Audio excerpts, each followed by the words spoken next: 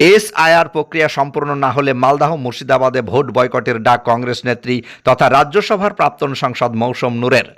সংখ্যালঘু প্রধান মালদহে বিচারাধীনের তালিকায় রয়েছেন 8,28,080 জন ভোটার। সংখ্যালঘুদের পাশে দাঁড়াতে ভোট বয়কটের হুঁশিয়ারি দিলেন কংগ্রেস নেত্রী মৌসুম নূর। সোমবার দুপুরে মালদহ জেলা কংগ্রেস কার্যালয়ের সাংবাদিক বৈঠকে দক্ষিণ মালদহের সংসদের পাশে বসে এমনটাই দাবি জানান মৌসুম। তৃণমূল, বিজেপি এবং নির্বাচন কমিশনের মধ্যে সেটিং চলছে বলেও তোপ দাগেন মৌসুম। তিনি বলেন, মালদহ এবং মুর্শিদাবাদের বিচারাধীন তালিকায় রাজ্যের মধ্যে সব থেকে বেশি রয়েছেন তৃণমূল, বিজেপি এবং কেন্দ্রীয় নির্বাচন কমিশনের মধ্যে সেটিং করে চক্রান্ত করা হচ্ছে। তাই বিরোধীদের নাম তালিকায় যোগ না হলে ভোট বয়কট করা উচিত। কেন্দ্রীয় নেতৃত্বকে যে প্রস্তাব জানান মৌসুম সমর্থক করে দোল উৎসবের পরে জেলা জুড়ে পথে নামার হুঁশিয়ারি দেন জেলা কংগ্রেস সভাপতি সাংসদ ঈশা খান চৌধুরী। ব্যুরো রিপোর্ট, দমকল এমকে টিভি। আমরা যেটা বুঝতে পারছি যে এটা একটা বিভাজনের রাজনীতি, দীর্ঘদিনের একটা প্ল্যানিং।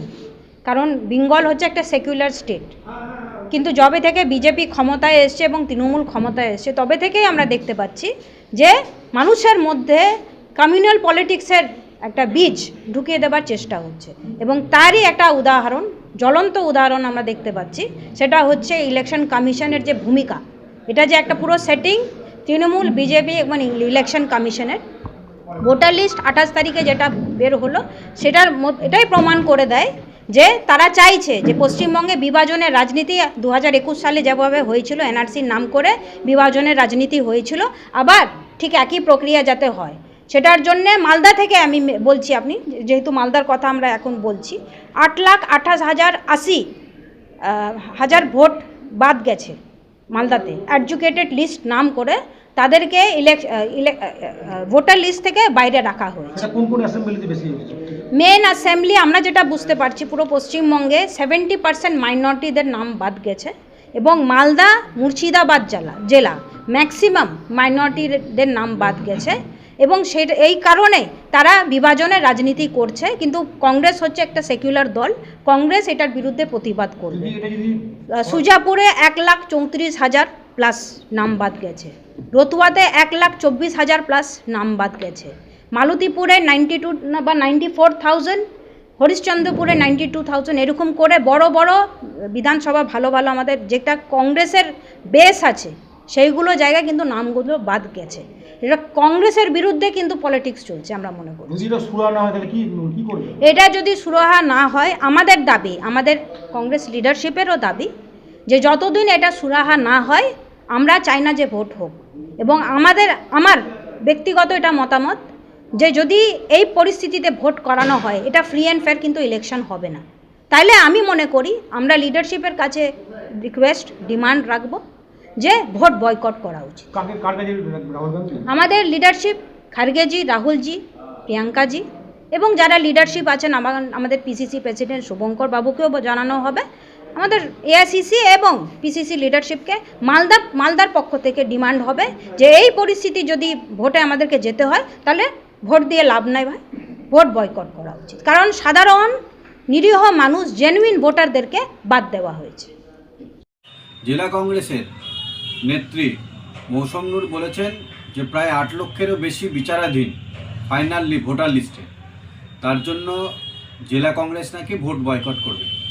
এবং তিনি আরও বলেছেন যে সিপিএম, তৃণমূল কংগ্রেস এবং বিজেপি নাকি তিনটেই ভাই ভাই। আমরা ভারতীয় জনতা পার্টি বলতে চাই জেলা কংগ্রেস এবং মৌসুম নূরকে যে ওনাদেরকে ভোট বয়কট করতে হবে না, গোটা পশ্চিমবঙ্গই কংগ্রেসকে বয়কট করেছে। গোটা পশ্চিমবাংলায় 60 লক্ষকে বিচারাধীন করা হয়েছে। এটার বিরুদ্ধে তৃণমূল কংগ্রেস এর আগেই যে মমতা ব্যানার্জি সুপ্রিম কোর্টে গিয়েছিল বলেই 28 তারিখে এদেরকে রাখতে বাধ্য হয়েছে। না হলে ফাইনাল ভোটার লিস্টে অলরেডি এইসব নামগুলো বাদ দেওয়ার যে চক্রান্ত নির্বাচন কমিশনের ছিল সেটা দিনের আলোর মতন পরিষ্কার। আজকে আমরা কোর্টের দরজা খোলা আছে, আমরা কোর্টে যাব, আমাদের দল রাজনৈতিক আন্দোলন করবে। আগামী 6 তারিখ থেকে মমতা বন্দ্যোপাধ্যায়ের নেতৃত্বে মেট্রো চলে ধর্ণা চলবে। যতদিন না ভোটার লিস্ট ঠিক হচ্ছে ততদিন পশ্চিমবাংলায় আমরাও ভোট করতে দেব না। আপনি আমাদের বাংলা যদি ইসিআই এই যে ফিগার যে আছে আমাদের কাছে আছে ৬০ লক্ষ মানুষ বাংলাতে এবং মালদাতে ৮,২৮,০০০ লোক বাদ যদি হয় কোনো কারণের জন্য, তাহলে আমি বলবো এটা কোনো সেন্স নেই। কারণ আপনি কোনো বিধানসভা থেকে ৯০,০০০, ১ লক্ষ মানুষ, ১,২০,০০০ মানুষের ভোটের অধিকারকে আপনি ডিনাই করছেন, আপনি ওদের ভোটের অধিকারকে বাতিল করছেন। আর ওদের কোনো ভুল নেই, ভুল তো স্বীকার করেছেন ইলেকশন কমিশন যে ওদের সফটওয়্যার ডিফেক্টিভ আছে, নাম সঠিক ট্রান্সলেট করতে পারছে না, ডকুমেন্ট সঠিক পড়তে পারছে না। আর তাছাড়া ঝগড়া চলছে দুটো সরকারের মধ্যে, একটা নাটক চলছে যে আমাদের প্রাক্তন এমপি বললেন, এবং ভোটারদেরকে ভয় দেখাবার জন্য যাতে একটা বিশাল কেলেঙ্কারির মতন একটা হয়। এই দুটোই সরকার চায় যে এরকম ভোট ভাগ হয়ে যায়। আর কংগ্রেস পার্টির মতন শক্তিশালী পার্টি যে আছে তারা চায় যে ভোট ডিস্টার্ব হোক।